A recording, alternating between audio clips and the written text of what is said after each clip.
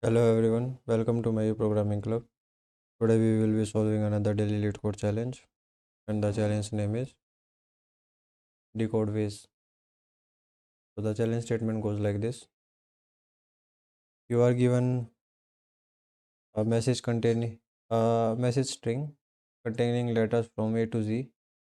All the letters are in uppercase. So all of the letters are mapped using the following mapping, where A is mapped to 1 and B is mapped to 2 and so on till Z is mapped to 26. Okay, so to decode an encoded message, all the digits must be grouped, then mapped back into the letters using the reverse of the mapping. So for example, uh, this string can be mapped to uh, this grouping.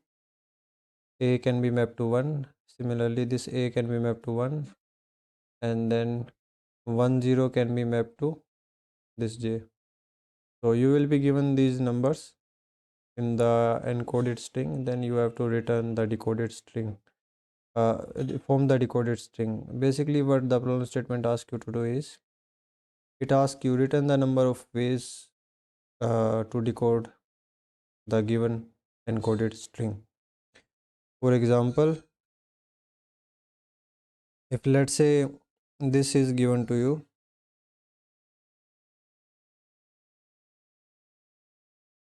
encoded string B,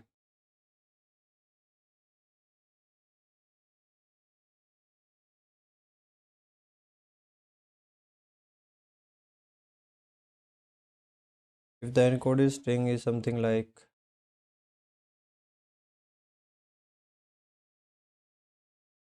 11106, so you can either form something like 11106, or you can take these two together.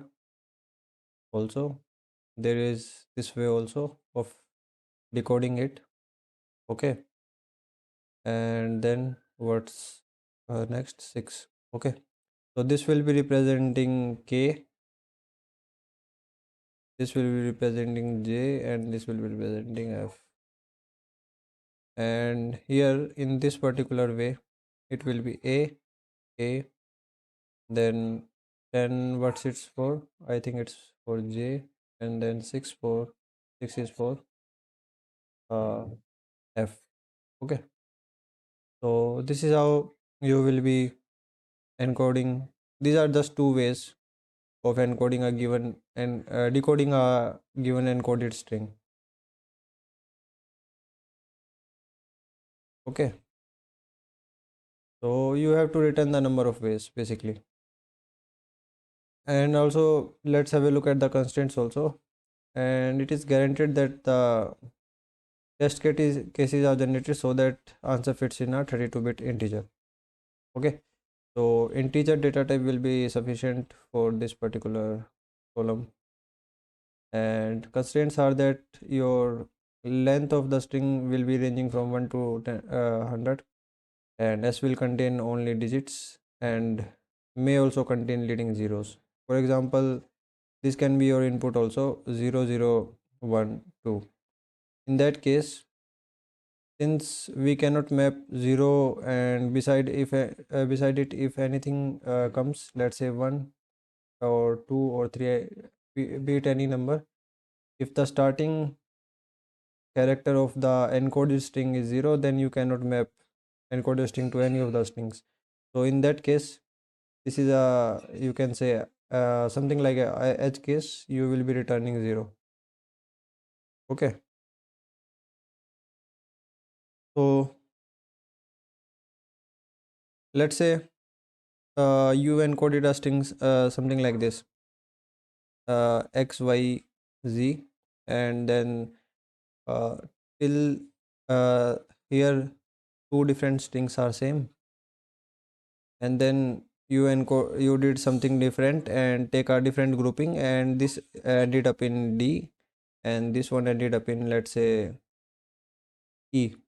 Okay, so here if you see this is one way. Let me quickly change the color. This is one way. This is another way of encoding, decoding, sorry, another way. So in these two, these calculations are being repeated. You are doing extra work here. So why not store the result for these calculations and avoid extra work? Okay. And also, this is one property that is being satisfied here. This is called overlapping subproblems. This particular property of the problem, overlapping subproblems. Another one that is if you know the result till this particular part of the decoded string, then it will help us to form the result of the whole string. So another observation is that there is another property that is being satisfied here.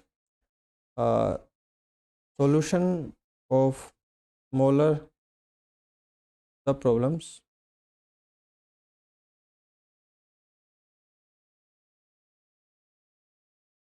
solution of smaller subproblems can be combined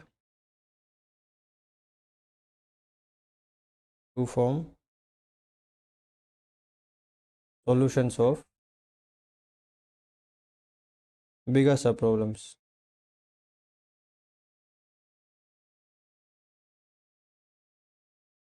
Okay, bigger problems, not subproblems, or you can say subproblems also. So this particular property is called optimal substructure. Let me quickly take another slide. So second property is called optimal substructure.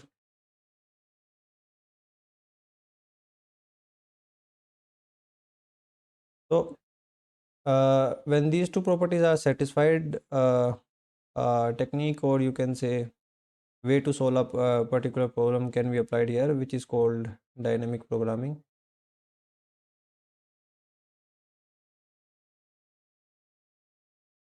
Okay, so those of you who are new to these two properties and dynamic programming, I will be providing link of these three, uh, these two properties of overlapping subproblems, and the next one is optimal substructure, and let's call it 3. So these 3 links will be provided to you. Links of articles will be there. You can explore those articles, and then you will be able to understand why we are applying dynamic programming here. Okay, so otherwise, if let's say you have decided to go with the brute force and try out every possible way, then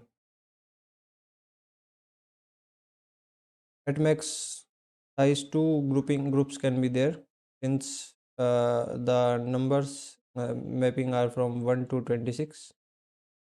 Okay, these are two digits.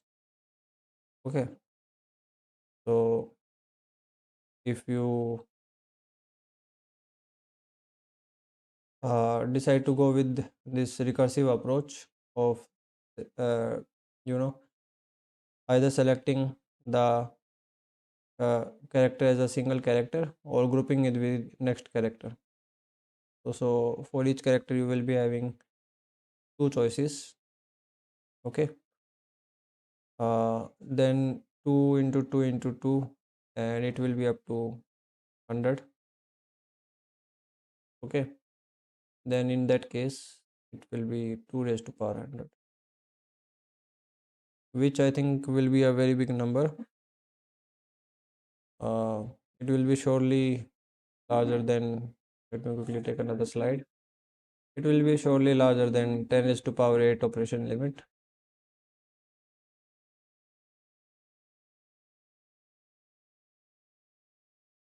Basically, those of you who are uh, new to this concept of operation limit, basically if the number of operations that your program is requiring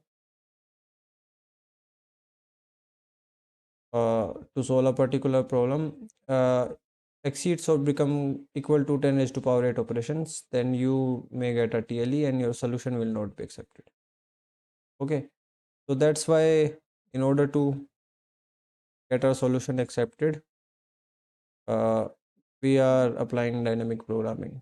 And why dynamic programming? Pardon me, uh, DYNAMIC dynamic programming. Because those two properties, overlapping subproblems and optimal structure, are being satisfied here. Okay, these two properties. One is optimal substructure and another one is overlapping subproblems. Okay, so these are being satisfied, so we can apply dynamic programming. What dynamic programming essentially does is uh, it avoids, first of all, extra work. So these recalculations will be avoided here. We are calling these recalculations. Calculating same thing twice and will not be any good to us.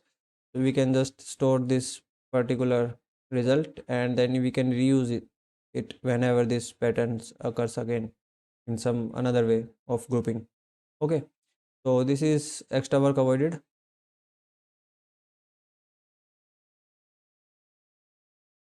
Also, you will be forming solution of bigger problems with the help of smaller subproblems in dynamic programming. So this is the what dynamic programming is. So the hint to solve this particular problem with the help of dynamic programming lies here itself, with this observation that only 2-digit number mappings can be at max can be there. Either it will be a 1-digit mapping or it will be a 2-digit mapping. Either it will be a single digit number or it will be a 2-digit number from 10 to 26. Okay, so in that case, let's say for this type of questions, what you have to do is, let's say you have to assume yourself to be, let's say, standing at a particular state. Let's say something like this is given to you: 1 2 3 4 5 6. Okay, so let's say I assume that I am standing here at 4. Then how could I have ended up on 4? Either I would have been here at 2. Let's say I formed a 2-digit mapping. Then after that, I ended up on 4. Or I could have been on 3 previously, and then I ended up on 4. So either ways, either it will be one previous character that will be contributing to your current state. Let's call this current state that you are on, current state. One previous character is one previous state, okay, that could be contributing, and which is 3 here, and previous character, which is character before previous character, which is 2 here. So 2 previous character, let's say 2 states will contribute to the current state. Okay, so it is here 2. Okay, so whether these mappings are valid or not, that's a different case, but till now we came to know that current state will take contributions from either of these 2 states, either of these 2 or both of them. Okay, so in that case, your current state will be, let's say I stores uh, some result here, some kind of result. For current state will be depending upon, let's call this state 1 and let's call this state 2. it will be depending upon these two, result of state 2 plus result of state 1 plus result of state 2. Okay, so this will be our dp equation of, or let's say state equation, and then we can easily form a solution with the help of this state equation. Let's see how we'll be forming the solution. Let's have a look at the coding part. There you will be able to understand how we have formed the solution.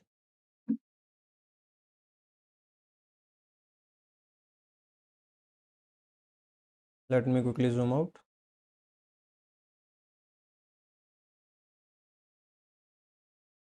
So here, if let's say your given encoded string is starting with 0, then in that case it will not be possible to decode it in any of the ways.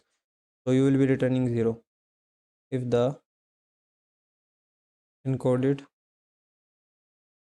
string s starts with 0, then there are no ways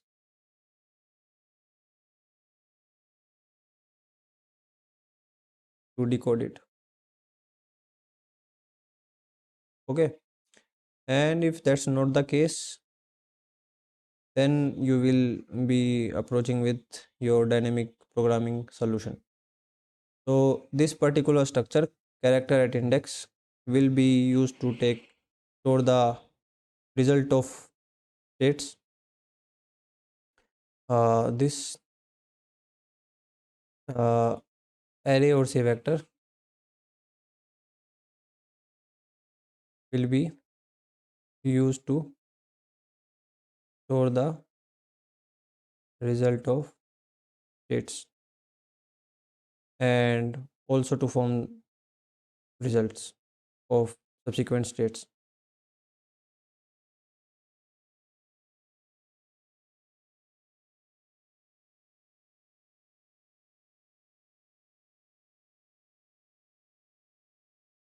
Okay, and then we will, for the let's say first character, if we are here in our program, then it's sure that the first character was not 0, otherwise we would have written from here only. And if we are here, then we can say that uh, first character is not 0. In that case, they to decode that character or the very first character, there is only one way. So we are assigning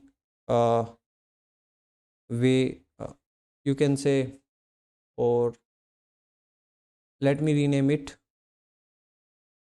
I think it's fine. Okay, and for the first character, it will be a one way to decode it.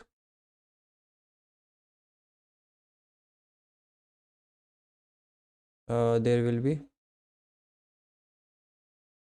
one way to decode it. Okay, and then what you can do is you will be just traversing this string once, and you will be forming your state array, or say populating your state array as you traverse the string.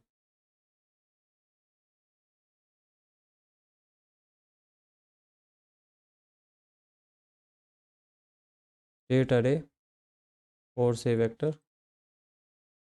which is this character at index. Okay,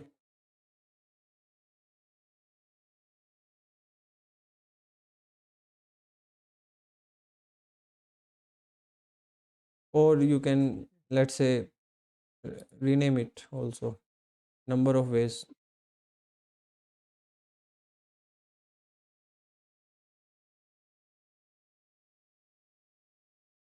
At index. Okay, I think this will be a more suitable name for it. Number of ways at index. Okay, uh, I think it's fine till here. Then you will be populating your states array and forming the solutions of bigger subproblems.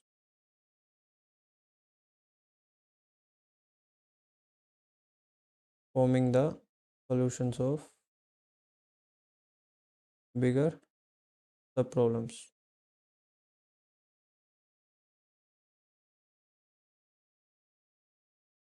Then you will be concerned with two characters only as of now, the current character and the previous character. Okay, and if let's say your current character is 0, then it should be the case that either the previous character should be 1 or 2. If it's not neither of these two, then you cannot form a valid mapping. What I mean to say is, for example, let's say if you are in this part of the code, then it's sure that the first character was not 0. Okay, so at least we can certainly say that we are not at the first character, so we can be at the second one or third one. Let's say something like this is coming up, so in that case, uh, note this. Okay, you are at this character, so if it is 1, then it's fine. Or let's say instead of 1, this particular character is 2, then it also it's fine, because 1 can be mapped to a and 20 can be mapped also mapped to something, some character, because mapping can be from 1 to 26. But let's say if there is neither this character before the 0 at 0 is neither 1 and nor 2, and let's say it's 4, then in that case it will not be a valid mapping, because you cannot take 40 as you mapping. 40 cannot be mapped with anything, because the mapping is from 1 to 26. Okay, so that's the case. In that case you will be simply returning 0, because that kind of mapping will not be allowed. And if that's not the case, then you will be proceeding further. Then you will be seeing that what is the number of the current digit. Let's say this is the current digit and the previous digit. If you try to group these two digits, then what will be the number that will be formed? Okay, so you will be forming that number with the current and the previous digit, and if the number lies in the range of 10 to 26, then it is a valid mapping. And for this particular case also, there are two sub cases. One is that let's say you are having a case something like this, 1 2 3 4, and you are at this character, current character. So in that case, if you decide to take the contributions of this previous one, so there is nothing here, because you are starting with this only, this character. So that's one case. If that's the case, you will be simply assigning number of ways 1 here. So you will, this result will be let's say index will be 1 only. Okay, and if that's not the case, and let's say your current character is somewhere here, let's say this is the current character, then the previous one is 2, and a web mapping can be formed, and you can be taking these contributions from this character if you form a valid grouping till here. Okay, so if you are able to form a valid grouping, then you can uh, take contributions of one uh, previous character. Okay, which is this. Okay, and